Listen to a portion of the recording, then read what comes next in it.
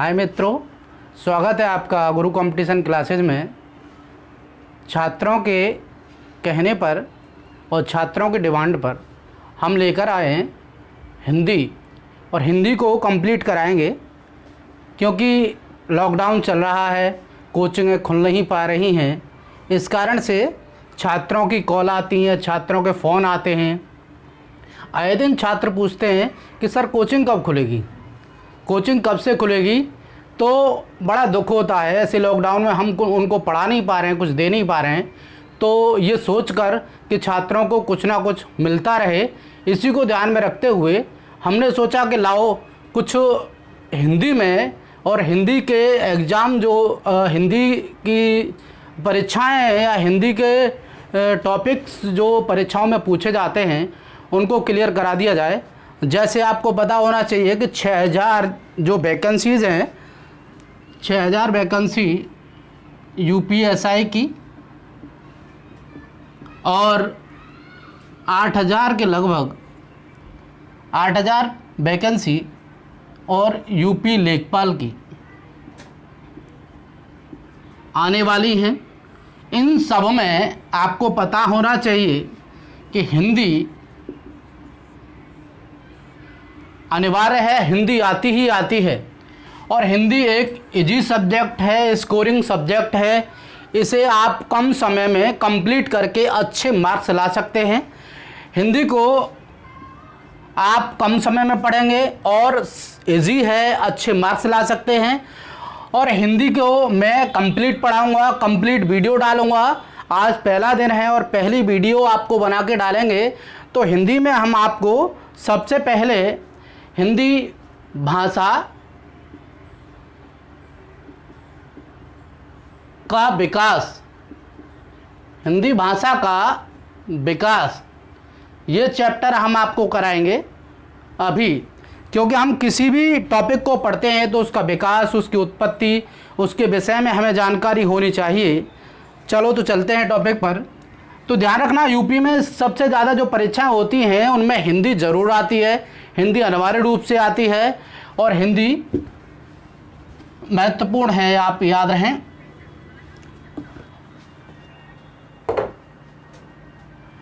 तो पहले आप देखें भाषा। भाषा शब्द की जो उत्पत्ति हुई है वो संस्कृत का शब्द, संस्कृत धातु है, संस्कृत की धातु भाष से, संस्कृत की धातु है भाष। और भाष का अर्थ होता है, भाष का अर्थ होता है कहना, भाष का अर्थ होता है कहना। यानी हम इसकी परिभाषा को देखें, भाषा की अगर परिभाषा को हम देखें तो हम इस प्रकार से लिख सकते हैं, अपने विचारों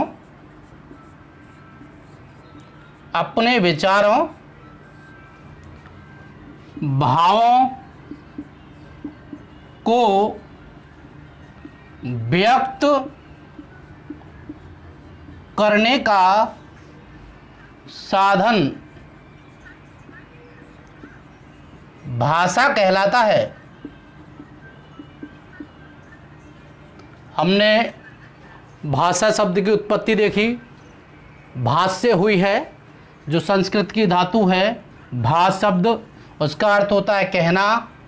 और हमने इसकी डेफिनेशन पर भी प्रकाश डाला, अपने विचारों भावों को व्यक्त करने का साधन भाषा कहलाता है। आपको पता होना चाहिए कि भाषा के 2 रूप होते हैं, एक लिखित रूप और एक मौखिक रूप। आपको पता होना चाहिए कि सबसे प्राचीन जो रूप है भाषा का वो मौखिक है, क्योंकि मानव उत्पत्ति जब से हुई है तब से मानव बोल रहा है, कुछ ना कुछ बोल रहा है। तो मौखिक रूप सबसे प्राचीन हो गया। यानी भाषा के रूपों को देखते हैं, हम भाषा के रूपों को देखते हैं तो हम 2 रूपों में इसको डिवाइड कर लेते हैं। 2 रूप कौन कौन से हो सकते हैं? मौखिक रूप और एक लिखित रूप।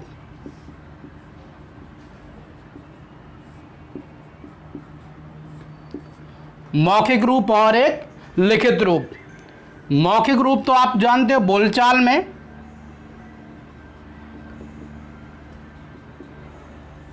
बोलचाल में प्रयोग होती है, और लिखित रूप लिखकर व्यक्त करते हैं, इसको लिखकर व्यक्त करते हैं। अब हम कहें इसको पत्राचार की भाषा भी कह सकते हो आप, पत्राचार की भाषा। आपने देखा है आजकल आप मोबाइल चलाते हैं, व्हाट्सएप चलाते हैं, फेसबुक चलाते हैं, तो अपनी भाषा को अभिव्यक्त किस माध्यम से करते हैं आप अपनी भाषा को व्यक्त किस माध्यम से करते हैं? लिखित रूप में करते हैं। कोई भी कमेंट करना है, कोई भी मैसेज करना है, कुछ भी लिखना है आपको, तो कौन सी लैंग्वेज यूज करेंगे आप? लिखित रूप यूज करेंगे। अगर आप फ़ोन करते हैं, कॉल करते हैं, या किसी से बात करते हैं, या कुछ बोलते हैं आप, तो आपको कौन सा रूप लेना पड़ेगा? मौखिक रूप लेना पड़ेगा।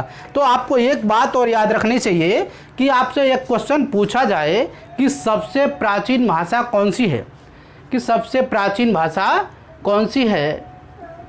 सबसे प्राचीन भाषा, सबसे प्राचीन भाषा संस्कृत को माना जाता है।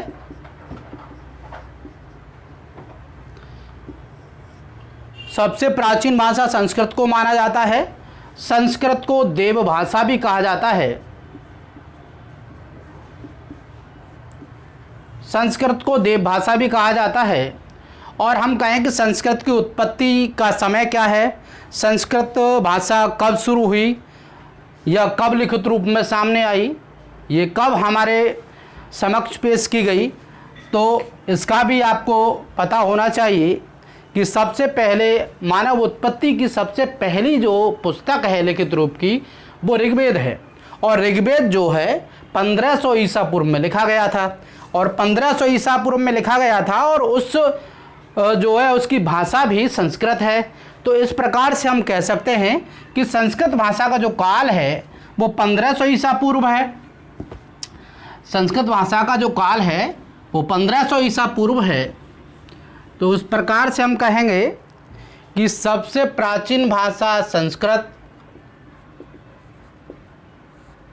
और संस्कृत का टाइम 1500 ईसा पूर्व। संस्कृत भाषा का टाइम 1500 ईसा पूर्व। और संस्कृत को भी दो भागों में डिवाइड किया गया, या बांट सकते हैं दो भागों में। एक वैदिक संस्कृत, एक वैदिक संस्कृत, और एक उत्तर संस्कृत।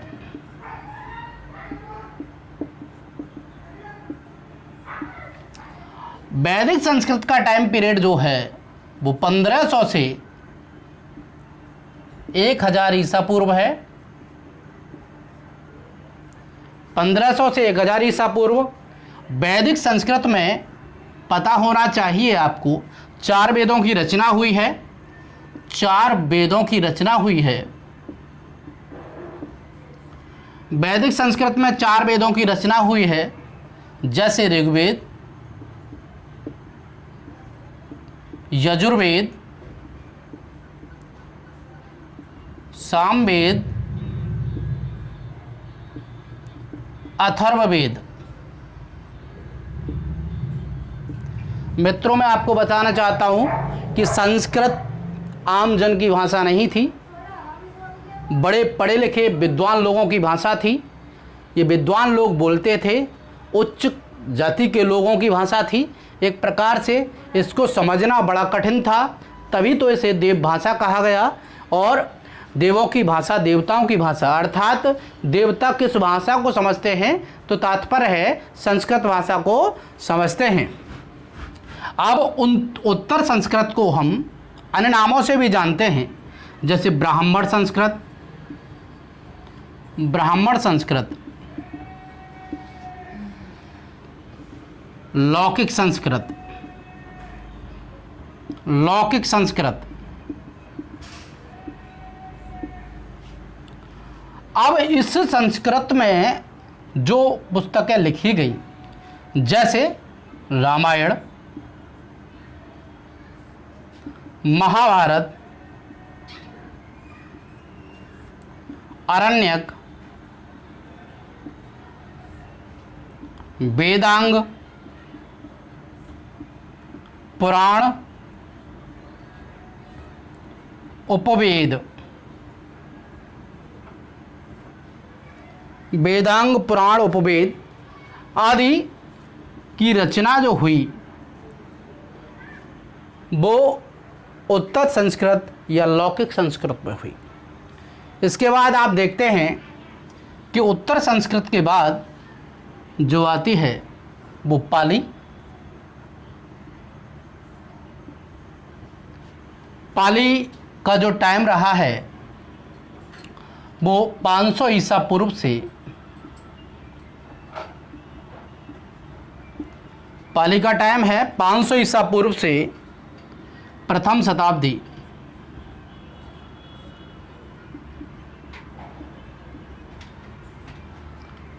और पाली को आपको पता होना चाहिए कि ये बौद्ध धर्म के प्रचार की भाषा थी। बौद्ध धर्म के प्रचार की भाषा थी। अगर आपसे एक क्वेश्चन पूछा जाए कि भारत की पहली देशी भाषा कौन सी थी, भारत की पहली देशी भाषा कौन सी थी, तो मित्रों आपको जवाब देना है पाली। भारत की पहली देशी भाषा,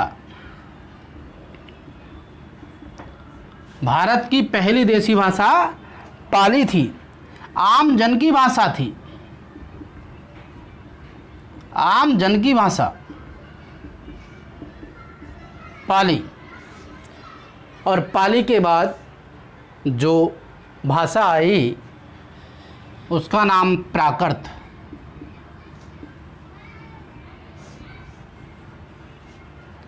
यानी नेचुरल, प्राकृतिक, उसी से बना है प्राकृत भाषा। ये भी आम जन की भाषा थी। ये जैन धर्म की मुख्य भाषा रही है। या हम कहें कि जैन धर्म का जो प्रचार प्रसार हुआ वो किस भाषा में हुआ? प्राकृत भाषा में। और ये ऐसे लिखना है इसको, प्राकृत भाषा। जैन धर्म का प्रचार प्रसार किस भाषा में हुआ? प्राकृत में। और उसके बाद अपभ्रंश इधर देख लेते हैं। इसके बाद आता है अपभ्रंश।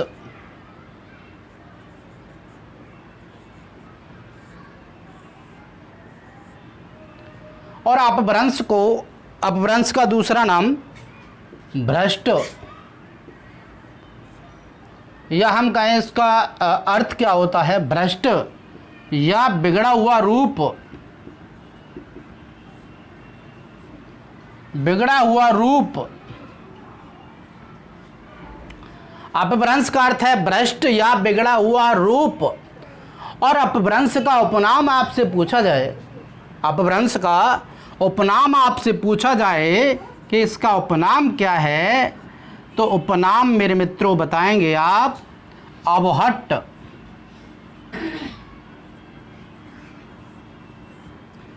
अपभ्रंश का उपनाम क्या है? अवहट्ट है। और आपको बता दूं कि अवहट्ट का जो सबसे पहला लिखित रूप मिलता है वो विद्यापति की कीर्तिलता में मिलता है। अवहट्ट का पहला जो लिखित साक्ष्य जो मिलता है वो विद्यापति की कीर्तिलता में मिलता है। मित्रों, विद्यापति की कीर्तिलता रचना है, विद्यापति की कीर्तिलता रचना है। आपसे एक और बात पूछी जाती है कि अपभ्रंश को पुरानी हिंदी किसने कहा है, तो आप बताएंगे अपभ्रंश को पुरानी हिंदी किसने कहा है? जो चंद्रधर शर्मा गुलेरी, आपने नाम सुना होगा। यहीं पर आपको मैं लिख देता हूँ। तो आपने समझा कि संस्कृत 1500 ईसा पूर्व में इसकी उत्पत्ति हुई है और किस वेद में इसको देखा गया? सबसे पहले ऋग्वेद में। मानव उत्पत्ति की पहली पुस्तक ही ऋग्वेद है। यानी संस्कृत को दो भागों में हमने डिवाइड किया, एक वैदिक संस्कृत और एक उत्तर संस्कृत। वैदिक संस्कृत का टाइम पीरियड जो रहा है वो 1500 ईसा पूर्व से 1000 ईसा पूर्व तक रहा है। और वैदिक संस्कृत में 4 वेदों की रचना हुई है, जैसे ऋग्वेद, यजुर्वेद, सामवेद और अथर्ववेद। अब उसके बाद उत्तर संस्कृत, इसका टाइम पीरियड क्या रहा है? इसका टाइम भी लिख लीजिएगा, 1000 ईसा पूर्व से, यानी 1000 ईसा पूर्व से 500 ईसा पूर्व। उत्तर संस्कृत, इसे ब्राह्मण संस्कृत, लौकिक संस्कृत के नाम से भी जाना जाता है। और इसमें रचना हुई रामायण, महाभारत, आरण्यक, वेदांग, पुराण, उपवेद आदि। ये इनकी रचना किसमें हुई है? उत्तर संस्कृत में या लौकिक संस्कृत में। इसके बाद उत्तर संस्कृत के बाद उसका एक रूप आया निकलकर, वो आया पाली। और पाली जो है 500 ईसा पूर्व से प्रथम शताब्दी ईसा पूर्व की भाषा रही है। ये बौद्ध धर्म के प्रचार की भाषा है। भारत की पहली देशी भाषा है। आम जन की पहली भाषा पाली को माना जाता है। इसके बाद प्राकृत भाषा आता है, और प्राकृत भाषा जो है जैन धर्म के प्रचार की भाषा है। प्राकृत भाषा भी आम जन की भाषा थी। जैन धर्म का प्रचार प्रसार भी प्राकृत भाषा में हुआ। प्राकृत के बाद जो भाषा आती है वो अपभ्रंश आती है। अपभ्रंश का अर्थ होता है भ्रष्ट या बिगड़ा हुआ रूप, और अपभ्रंश का उपनाम होता है अबहट्ट। और आपसे पूछा जाए कि अबहट्ट का पहला लिखित साक्ष्य कहाँ से प्राप्त होता है, तो विद्यापति की कीर्ति लताई की रचना है मित्रों, वहाँ से ये मिलता है। क्या? अबहट्ट। अब आपसे अपभ्रंश से ही क्वेश्चन पूछ लिया जाए कि अपभ्रंश को पुरानी हिंदी या प्राचीन हिंदी किसने कहा है, तो आप बताएंगे कि चंद्रधर शर्मा गुलेरी ने कहा है। मैं यहाँ पर मिटा देता हूँ मित्रों, तो आप नोट कर सकते हैं या स्क्रीनशॉट ले सकते हैं। और जो एग्ज़ाम में क्वेश्चन बनते हैं यहाँ से, उन क्वेश्चंस को सबको बताऊंगा, और मैं ये सारी चीज़ें आपको क्लियर करूंगा कि हिंदी शब्द की उत्पत्ति कैसे हुई, कहाँ से हुई, हिंदी भाषा कैसे बनी, और किन किन शब्दों से होकर हिंदी जो है आपके सामने आई, आपकी किताब में आई। देखिए, मैंने बताया अपभ्रंश को यहाँ से क्वेश्चन बन जाता है। अपभ्रंश को पुरानी हिंदी, अपभ्रंश को पुरानी हिंदी किसने कहा, ये अगर क्वेश्चन आपसे पूछा जाए तो आपका आंसर होगा चंद्रधर शर्मा गुलेरी ने।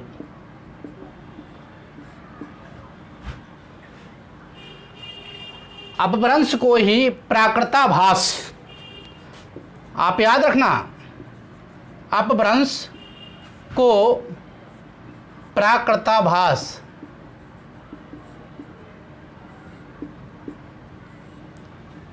अगर आपसे पूछा जाए अपभ्रंश को प्राकृताभास किसने कहा है, तो रामचंद्र शुक्ल ने कहा है।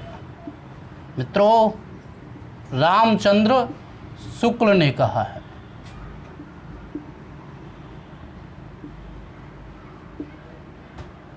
ये याद रखना, ये पॉइंट एग्जाम की दृष्टि से बहुत महत्वपूर्ण है, इनको भूलना नहीं है। अपभ्रंश को पुरानी हिंदी किसने कहा, तो चंद्रधर शर्मा गुलेरी ने कहा है।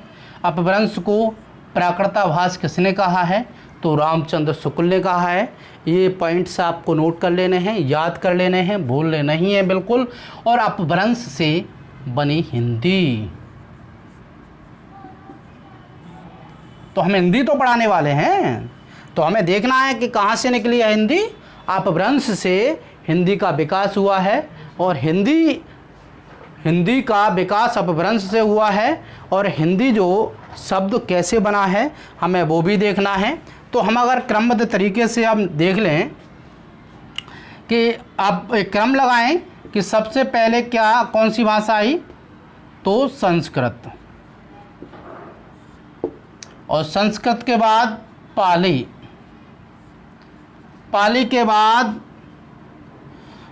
बाद प्राकृत,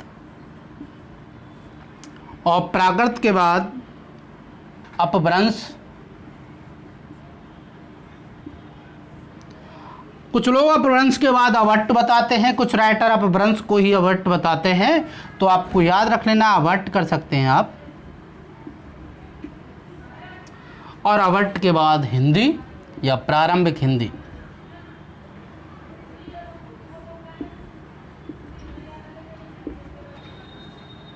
मित्रों, ये क्रम भी पूछा जाता है, परीक्षाओं में कई बार पूछा गया है। इस क्रम को भी आपको याद रखना है। संस्कृत सबसे प्राचीन भाषा है, 1500 ईसा पूर्व इसका समय रहा है। पाली उसके बाद प्राकृत, उसके बाद अपभ्रंश, उसके बाद अवट्ट, उसके बाद प्रारंभिक हिंदी आती है। तो आपको मैंने बता दिया। आपको एक क्वेश्चन और पूछा जाता है कि ऋग्वेद या ऋग्वेद का समकालीन जो ईरानी ग्रंथ है वो क्या है। तो आपको याद रहे, ऋग्वेद का, यहाँ पर नोट कर लें आप, ऋग्वेद का समकालीन, क्योंकि ये क्वेश्चन पूछा गया है। ऋग्वेद का समकालीन अवेस्ता, कौन सा? अवेस्ता ग्रंथ है, और ये कहाँ का है? ईरान। इस बात को याद रहे। तो अपभ्रंश को पुरानी हिंदी किसने कहा है? चंद्रधर शर्मा गुलेरी ने। अपभ्रंश को प्राकृताभास किसने कहा है? रामचंद्र शुक्ल ने। और अपभ्रंश के बाद हिंदी यानी संस्कृत पहले, उसके बाद पाली, उसके बाद प्राकृत, उसके बाद अपभ्रंश, उसके बाद अपवट्ट और प्रारंभिक हिंदी।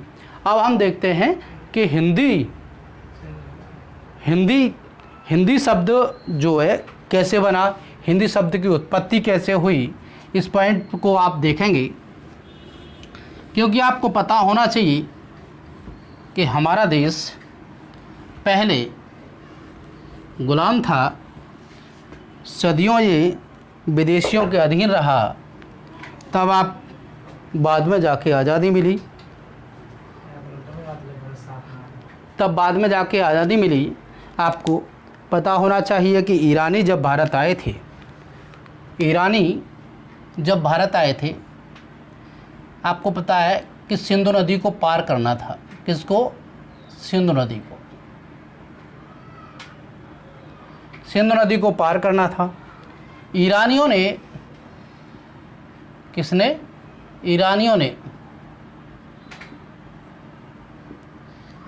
ने सिंधु को हिंदू कहा, सिंधु को हिंदू, क्योंकि ईरानी भाषा में सा शब्द प्रयोग नहीं होता है, सा की जगह हा का प्रयोग किया जाता है। यानी सा के स्थान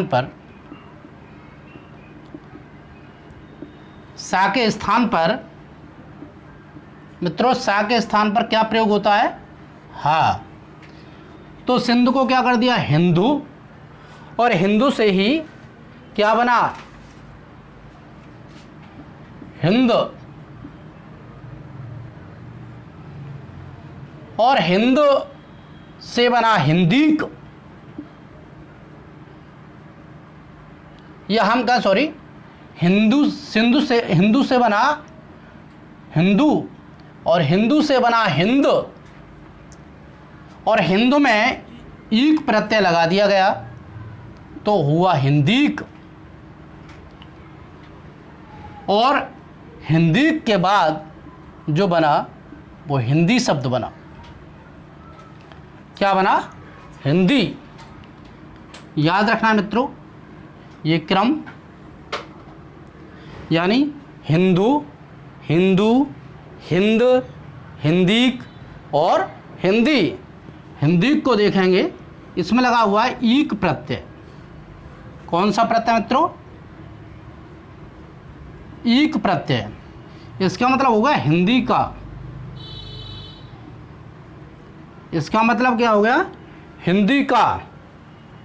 तो ये हिंदी शब्द की उत्पत्ति आपको पता चल गई। अगर आपसे पूछा जाए कि हिंदी शब्द किस भाषा का है, ये क्वेश्चन भी आया है, हिंदी शब्द अरबी भाषा का है।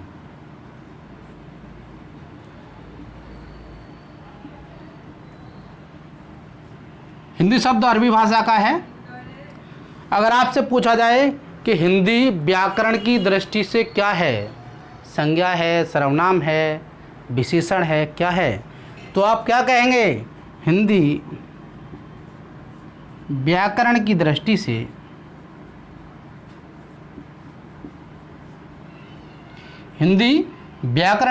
से मित्रों विशेषण है।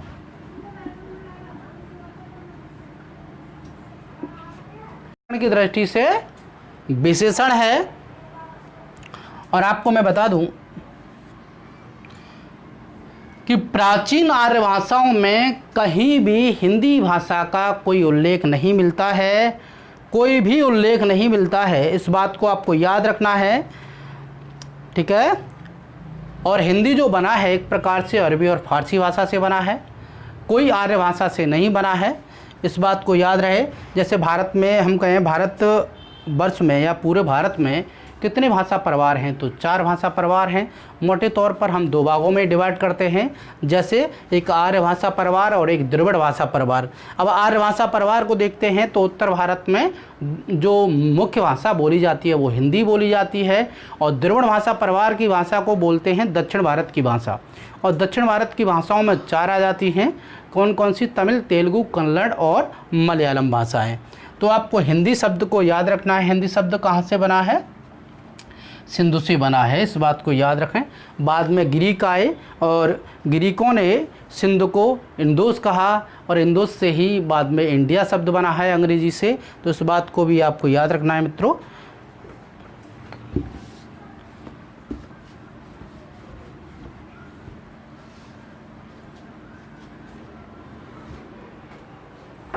अगर आपसे पूछा जाए हिंदी भाषा को सर्वप्रथम राष्ट्रभाषा किसने कहा था?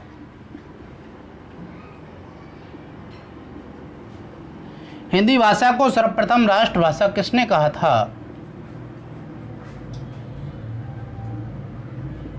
तो आपका जवाब क्या होगा मित्रों? महात्मा गांधी ने कहा था।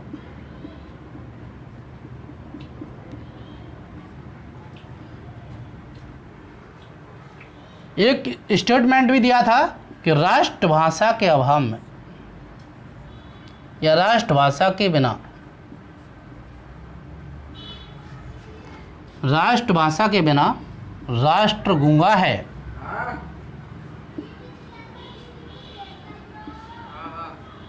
ये किसने कहा था?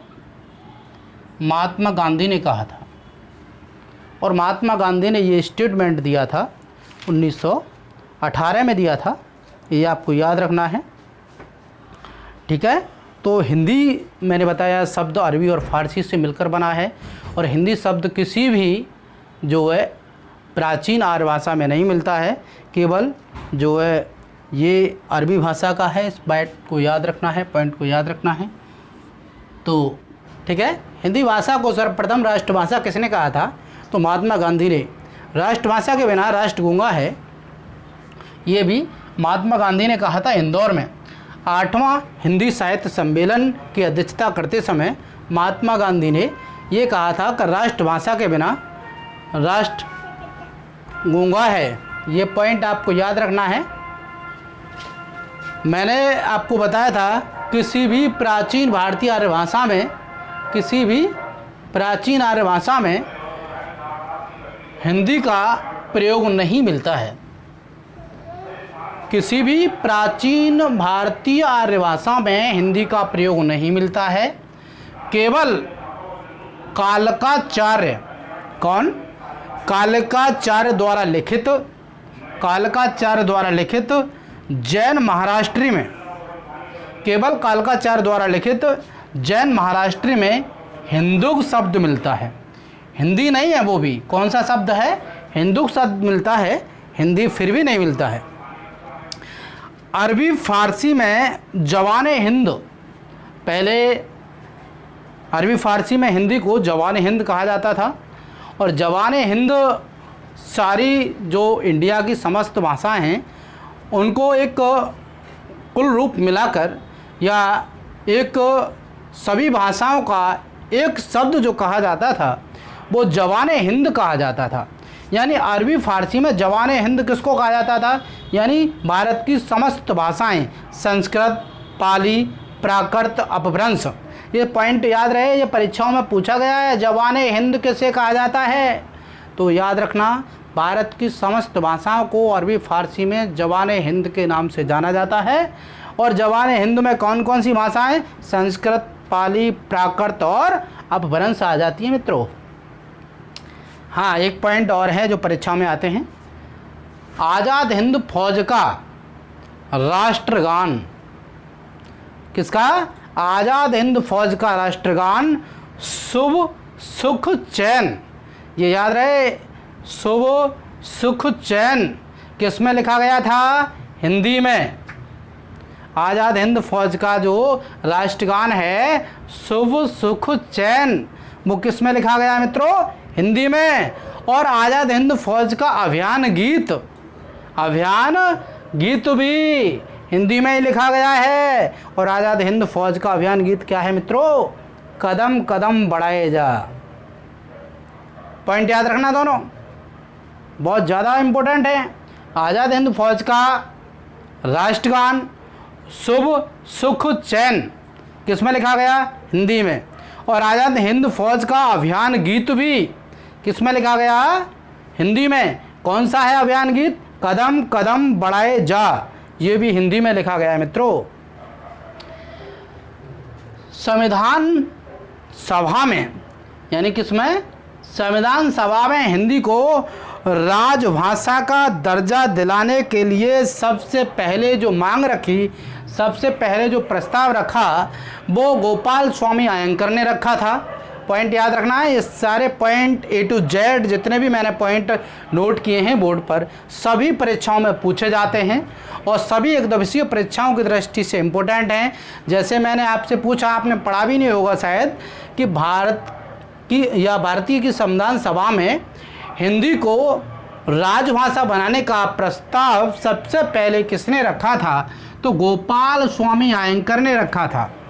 या भारतवर्ष के लिए एक पॉइंट आता है अगला, पूरे भारतवर्ष के लिए हिंदी भाषा का नाम सबसे पहले किसने लिया था, या हिंदी भाषा पूरे भारतवर्ष के लिए होनी चाहिए, ये किसने कहा था? तो मदन मोहन मालवीय ने कहा था। ये दो पॉइंट बहुत महत्वपूर्ण हैं। कौन कौन से? संविधान सभा में हिंदी भाषा को राजभाषा बनाने का दर्जा सबसे पहले गोपाल स्वामी अयंकर ने, या प्रस्ताव जो है रखा था गोपाल स्वामी अयंकर ने। भारतवर्ष के लिए हिंदी, यानी पूरे भारतवर्ष के लिए हिंदी भाषा होनी चाहिए, सबसे पहले किसने कहा था?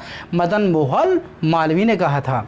यानी आपको बता दूं, संविधान में हिंदी भाषा को राजभाषा का दर्जा प्राप्त है। हिंदी भाषा को संवैधानिक दर्जा कब प्राप्त हुआ? तो 14 सितंबर 1949 को प्राप्त हुआ। 14 सितंबर 1949 को राजभाषा का दर्जा प्राप्त हुआ। पता है कि आपसे ये पॉइंट यहाँ पर लिख देता हूँ मैं। संविधान में हिंदी राष्ट्रभाषा नहीं है मित्रों, हिंदी क्या है? राजभाषा का दर्जा है। हिंदी राजभाषा है। और कब जो है संवैधानिक दर्जा मिला? 14 सितंबर 1949 को राजभाषा का दर्जा प्राप्त हुआ। और अनुच्छेद 343 में, यानी भारतीय या भारत संघ की भाषा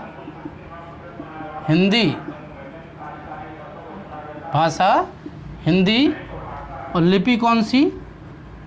देवनागरी। लिपि कौन सी मित्रों? देवनागरी बताई गई है। 8वीं अनुसूची में मित्रों 22 भाषा का उल्लेख है, याद रखना। 22 भाषाओं का उल्लेख है।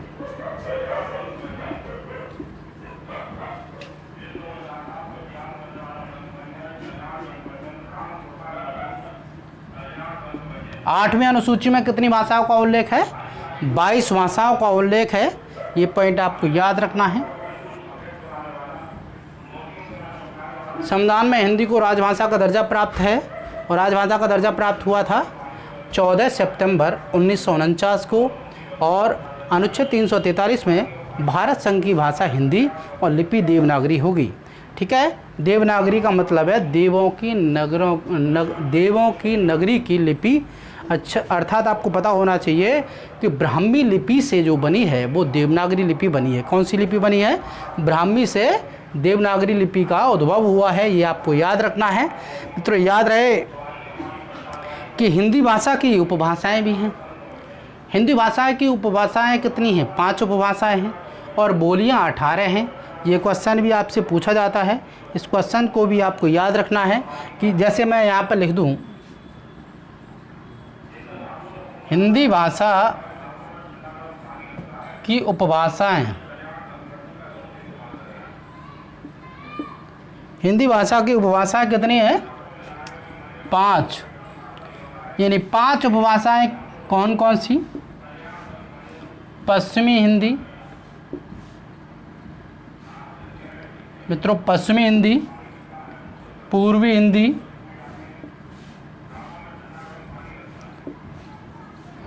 पहाड़ी हिंदी,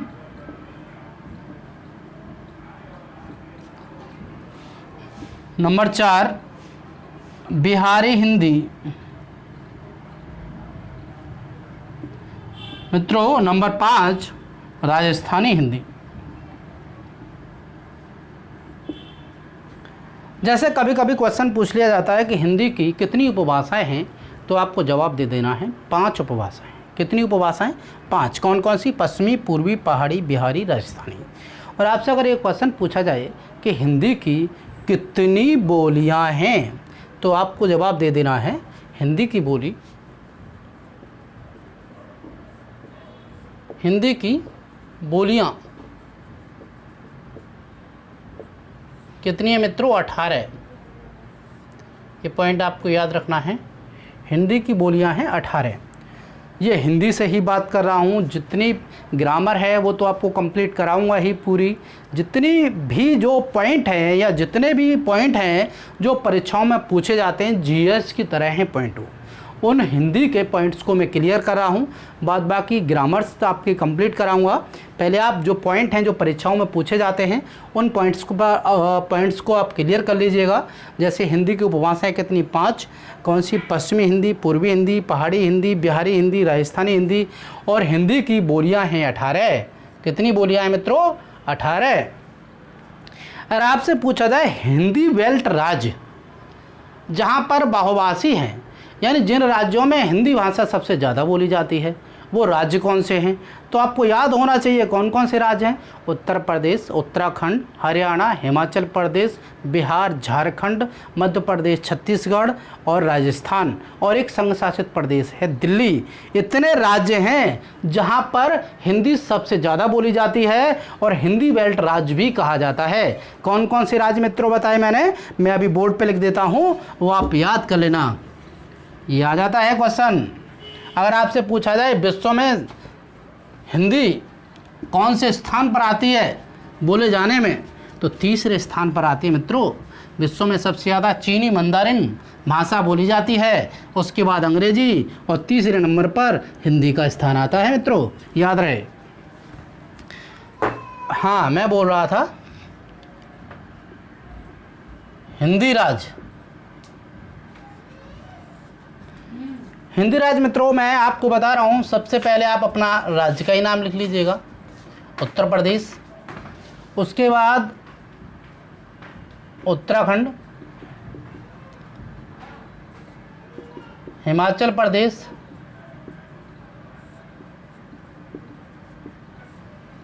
हरियाणा, मध्य प्रदेश, छत्तीसगढ़, मध्य प्रदेश, छत्तीसगढ़, बिहार, झारखंड, राजस्थान, और एक ये तो राज्य हो गए, 9 राज्य, और एक है केंद्र शासित Pradesh Delhi.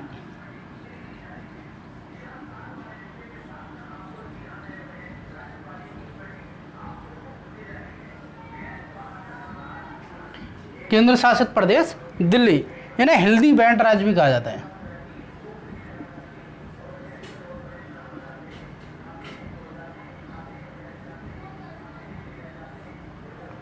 Hindi belt states, Hindi belt state कहा जाता है कौन कौन से?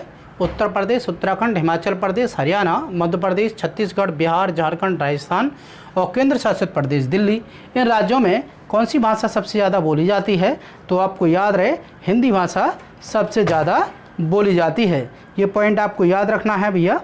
तो मैंने बता दिया आपको हिंदी भाषा जो है कौन से आर्टिकल में है, ये पॉइंट आपको याद रहे, 343 में और 8वीं अनुसूची में कितनी भाषाओं का उल्लेख मिलता है, तो वो पॉइंट भी आपको याद रखना है। कितनी भाषाओं का उल्लेख मिलता है? 22 भाषाओं का मित्रों उल्लेख मिलता है। और कौन सी लिपि? देवनागरी लिपि। ये पॉइंट है, ये मिटा देता हूँ मैं आपको, ठीक है। याद रखना, हिंदी बेल्ट राज्य कौन कौन से? उत्तर प्रदेश, उत्तराखंड, हिमाचल प्रदेश, हरियाणा, मध्य प्रदेश, छत्तीसगढ़, बिहार, झारखंड, राजस्थान और केंद्र शासित प्रदेश दिल्ली। एक पॉइंट आपसे अगर पूछा जाए कि हिंदी बेल्ट राज्य, तो आपसे बता दिए भारत के भाषा प्रवाह।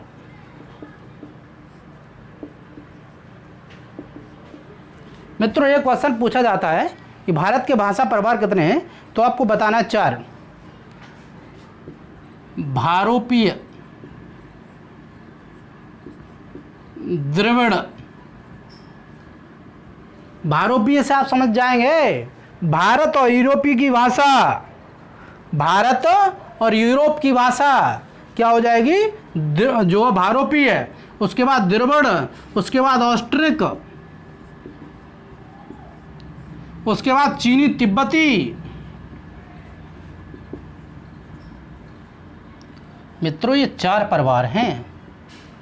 भाषा प्रवार कितने हैं? 4। और आपसे अगर ये क्वेश्चन आपसे किया जाए कि सबसे ज़्यादा या सबसे बड़ा भाषा प्रवार कौन सा है, तो आप कौन सा बताएंगे? भारोपीय भाषा प्रवार। कितने परसेंट लोग भारोपीय भाषा बोलते हैं, या भारोपीय भाषा का कितने परसेंट लोगों पर जो है इसका प्रभाव है? तो 73%, 25%, 1.3%, 0.7%। इस बात से आप अंदाज़ा लगा गए कि आपने देखा कि भारत के भाषा प्रवार कितने हैं मित्रों? 4। भारोपीय, द्रविड़, ऑस्ट्रिक और चीनी तिब्बती। सबसे बड़ा भाषा प्रवार कौन सा है? तो आपने बताया कौन सा? भारोपीय।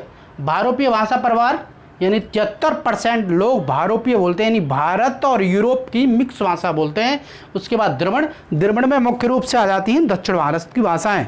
अभी मैं मोटे तौर पर 2 भागों में और डिवाइड करूंगा इसको। तो आपको पहले तो क्वेश्चन आए कि भारत में भाषा प्रवार कितने हैं, तो 4 आपको याद रखने हैं। कितने? 4 ये क्वेश्चन आपको याद रखना है। भारोपीय, द्रविड़, ऑस्ट्रिक और चीनी तिब्बती, ये तो पॉइंट हो गया। अब जैसे मैं कहूँ कि मोटे तौर पर भाषा प्रवार, मोटे तौर पर कहूँ भाषा प्रवार तो 2 हो जाएंगे। मोटे तौर पर भाषा प्रवार 2, यानी आर्य भाषा और द्रविड़ भाषा। आर्य भाषा और द्रविड़ भाषा।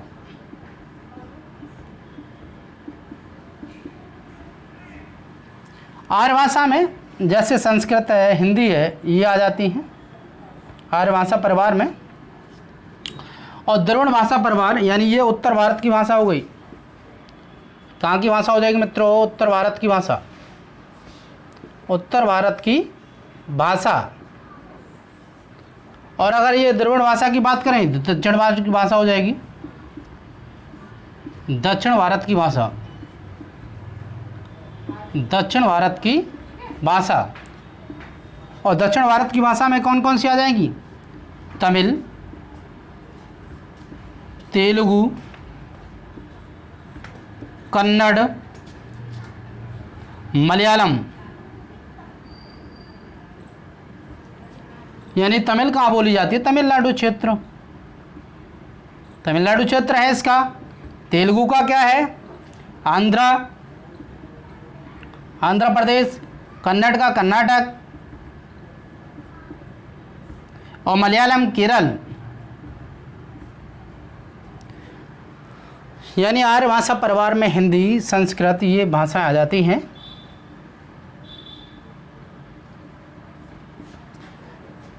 आपको ज्ञात होगा कि आर्य जब भारत में आए थे तो उनका क्षेत्र उत्तर भारत ही रहा था, वो दक्षिण भारत में अपना प्रभाव नहीं छोड़ पाए थे, दक्षिण भारत नहीं जा पाए थे।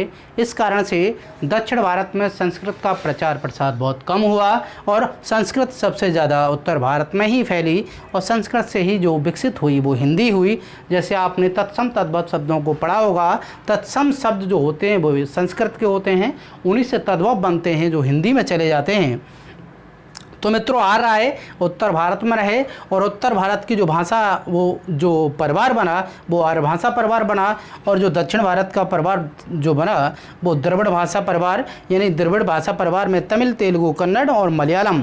तमिल बोली जाती है तमिलनाडु में, और तेलुगु आंध्र प्रदेश, तेलंगाना, और कन्नड़ कर्नाटक में, मलयालम केरल में।